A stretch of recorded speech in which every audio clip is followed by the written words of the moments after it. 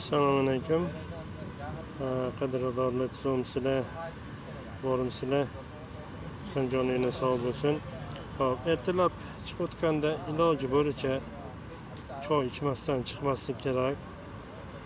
Keyin uyga qaytishda ko'pchilik erkali biz haliga ba'zida sal qornimiz ochib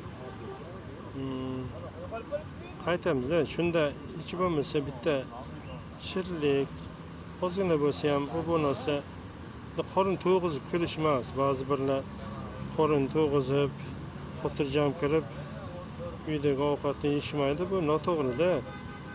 Sizni yegan narsangizni uydagi bola chaqangiz ham yeyish kerak. Uyga kirishdan oldin ozgina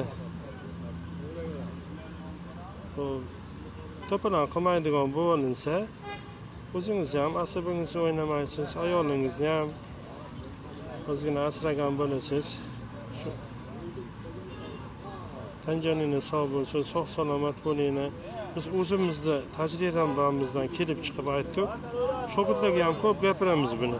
Ko'pchiliklar xursand bo'lishadi. Tajribadan o'tganda xursand bo'lib, "Oka yaxshi aytgan ekansiz" deyishgan. Shunday qilinsa yaxshi bo'ladi. Tan joningiz sog' bo'lsin. Shunaqa